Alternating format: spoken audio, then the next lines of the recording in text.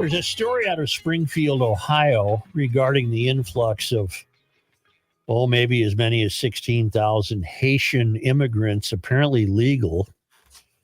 And some of the story is obviously true, as you'll hear in a moment. Some of it might not be. J.D. Vance has been tweeting about the possibility that pets are not safe because immigrants might be stealing them to eat or dine on. And that's a little tough to nail down, although based on the testimony of a woman you're about to hear, nothing surprises me anymore. The woman is we don't really name her, but we're going to hear her and see her. Is that correct? Yeah, I believe that her name is in that piece that you have in front of you. Well, it's a story about Ohio residents in a small town, Springfield, Ohio. Lisa Hayes is her name. Lisa Hayes are upset over the havoc caused by a massive influx of Haitians. Residents in Ohio are fuming about the cultural clash between the locals and Haitian migrants at city council meetings, demanding the city take action. Thousands of Haitians, and we tried to find out why Springfield. I can't find out why Springfield. Thousands of Haitians have arrived in Springfield since the COVID pandemic, and residents have been pointing to an uptick. That's foghornable. We got a foghorn. Yeah. I've been pointing to an uptick in crime, mayhem, car crashes due to the massive influx of new residents in a town of 58,000 people. According to city officials, as many as 20,000 Haitians have arrived. I see what's going on in the street, and I see you guys sitting up there in comfy chairs and suits talking to the city council. I really challenge you guys to get out here and do something, said Anthony Harris, 28. These Haitians are running into trash cans, they're running into buildings, they're flipping cars in the middle of the street, and I don't know how, like y'all, can be comfortable with this. And now we get to resident Lisa Hayes. She's 64, and she's recounting an incident for the Springfield City Council where migrants were bullying her at a supermarket. They blocked her cart and refused to let her pass through the aisle. And then she goes on to describe some more activity around her house. And I'm done with what I'm seeing. It is so unsafe in my neighborhood anymore. I have the homeless that were trying to camp out, and I have made concessions with them, and I try to help them the best I can to keep them from trying to squat on my property. But it is so unsafe. I have men that cannot speak English in my front yard screaming at me, throwing mattresses in my front yard, throwing trash in my front yard. And I can't. Look at me, I weigh 95 pounds. I couldn't defend myself if I had to. My husband is elderly, and last night, after living in this home for 45 years, he said, Noelle, guess what? It's time to pack up and move. He said, we can't do this anymore. He said, it's killing both of us mentally. I don't understand what you expect of us as citizens. I mean, I understand they're here under temporary protected status and you're protecting them. And I understand that our city services are overwhelmed and understaffed. But who's protecting us? If we're protecting them, who's protecting me? I want out of this town. I am sorry. Please give me a reason to stay. Thank you. Thank you. My God, that's powerful. Mm-hmm. Now that is...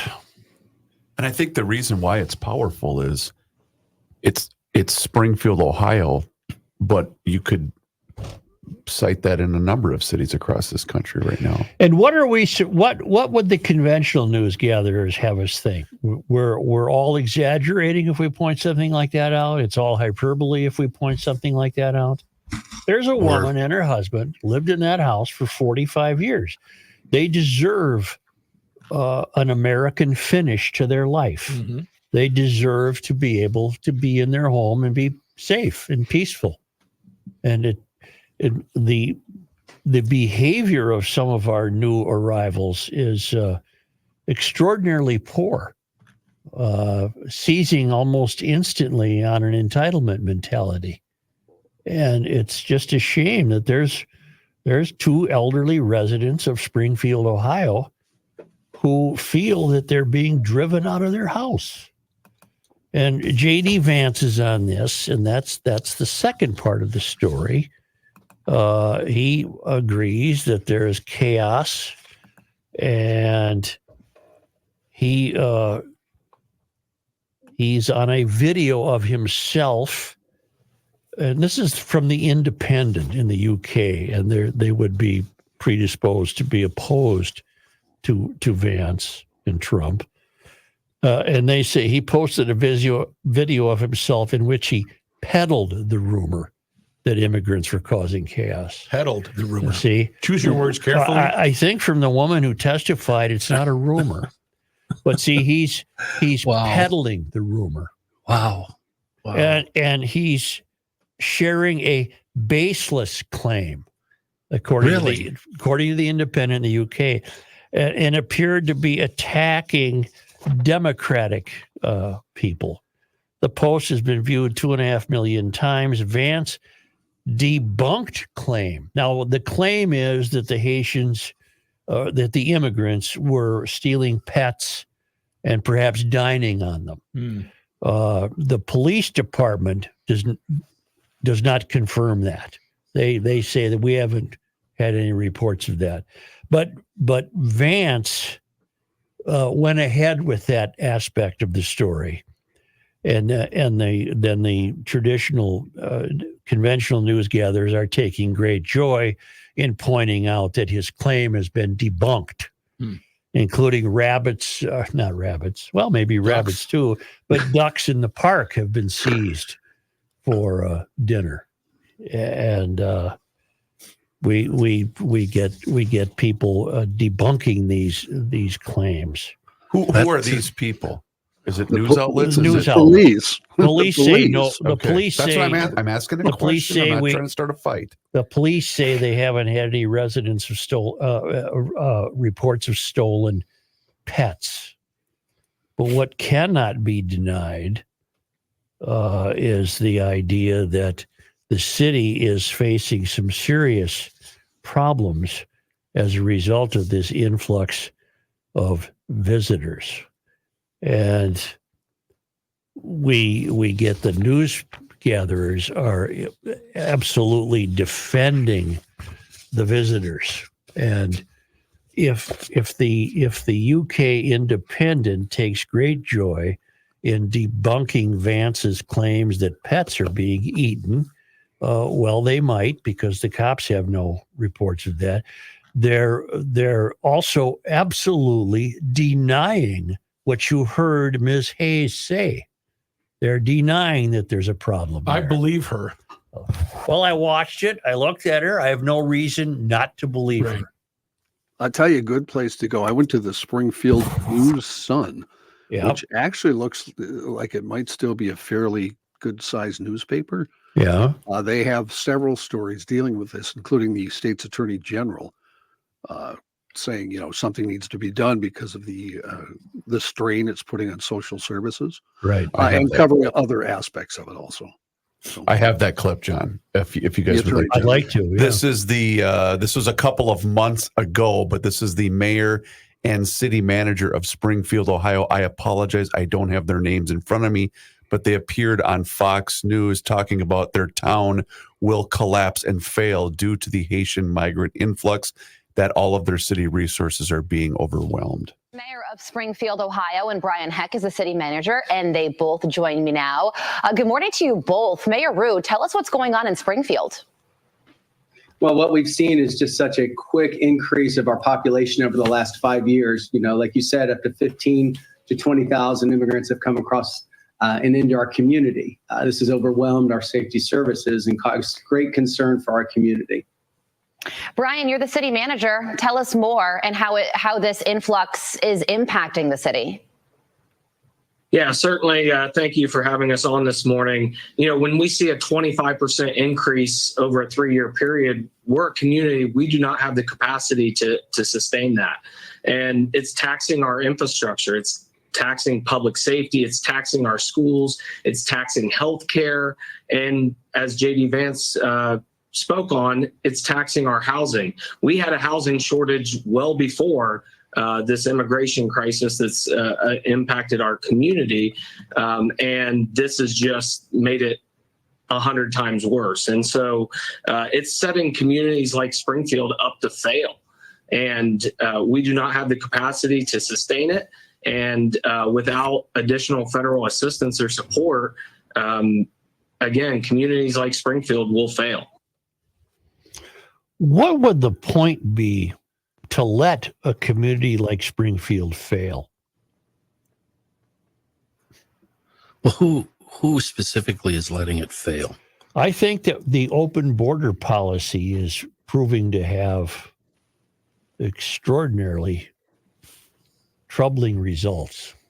But you could put it on, it's Ohio, right? You could put it on the state of Ohio. Yeah, but It's I'm afraid if this continues, why wouldn't it be every state?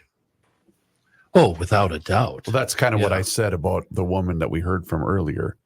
You could change the state of Ohio. You could replace it with anything right now. The shame here is that Vance opted to go with the dogs and cats thing when the real story is the failure of this city. I mean, he could have easily left that out, but I know what he was doing. It's sensational. It's grabbing headlines. It's but making people pay attention. Ken, let me ask you. Rob Rue, by the way, is the name of the Springfield, Ohio mayor that we heard from. Do you put it on the city?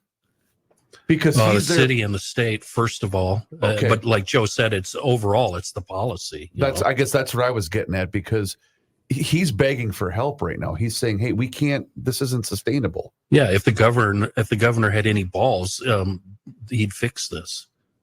Whoever the governor is, maybe it's a she. I don't know. I'll look it up right now. But it's not the United States of America to see a couple leave their home of 45 years because they can't take the pressure of what's happening in their yard. Yeah. That's not the United States of America. Right. Mike DeWine is the governor of Ohio. In fact, we've always been distinguished as a country for, the owning property and being in control of your own fate and destiny. And here it's in flux. It's in What is it? Give me the formula again. Graduate from high school. Graduate from high school. Don't have a baby until you get married. Don't have a baby until you get married, and you'll statistically avoid poverty. Got it. What I do wrong? You're not That might- experiencing poverty. That might have been the truth in your day, Joe, but things are a little different now. No, it's a recent statistic. It's not. Yeah. You're crazy.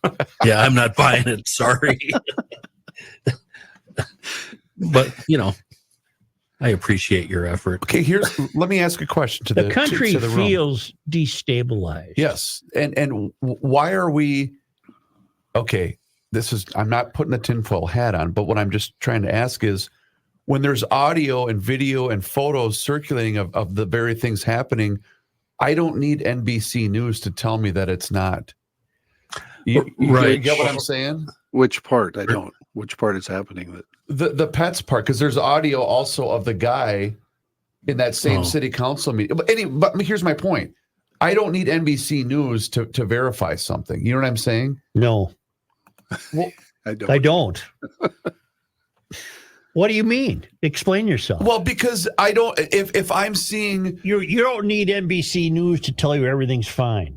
Exactly. Okay, I get that. That's what the conventional news gatherers and that's what's are doing. happening, though. The because conventional. we're being Well, gaslit. it's here, but Kenny's made a good point. Vance goes for the pet thing right away, and that Sure. becomes sensational, etc. The police, who I will choose to believe in this case, say it ain't happening. Why not Yeah. go for what the real problem is? And Joe's Right. talking about what The woman right. did. Okay. The woman did Yeah. go to the real Yes. problem. Yep. Exactly. So why isn't the press covering that? While they are And locally, backing her up and doing the footwork and finding out the truth Because instead of because they act as agents of the mystery, and it's much easier and more welcome for them to condemn J.D. Vance than it is to assess and act upon this woman's real problem.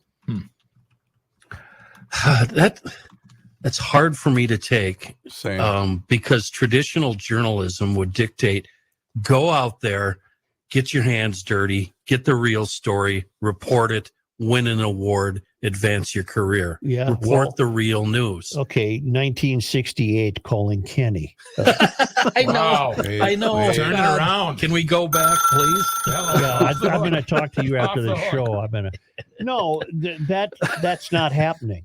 Just look at, let's forget Springfield. Come back to Minneapolis. Look at I the was thinking way the same thing. important Yeah. stories in Minneapolis are just not even covered. Oh, Today, the big story, I think it was Minneapolis, having a vice president in your neighborhood is neat. A vice president. Oh, yeah, the candidate. next door. It's neat. It's fun.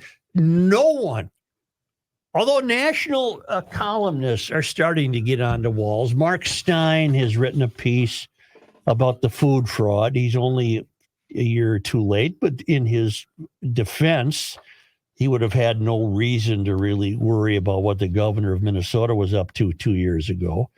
But he's onto it now, and he writes that Walz is being promoted as America's dad. And boy, we'd all love a dad who let us relieve him of 250 million greenbacks.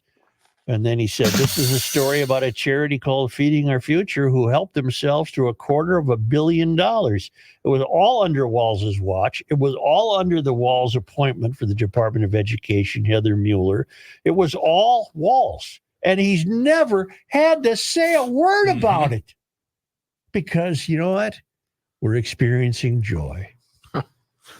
Well, I'm drifting. Let's stay on track. We don't have to go to Springfield. There are constant reports of the people of Minneapolis who have had to put up with homeless encroaching upon their backyard. That's exactly where I was going when I was thinking of Minneapolis. I was thinking of Powderhorn Park or all those homeless camps between Franklin and Lake Street that keep popping up. The homeless camp over in St. Paul where they're always wandering off onto 35E. Let me see if I can connect the dots. And then somebody stop me when I make a mistake. The dots would be the homeless are essentially some miserable souls who are suffering from drug addiction because of too much plentiful fentanyl in the country, and too much plentiful fentanyl is in the country because of an open border.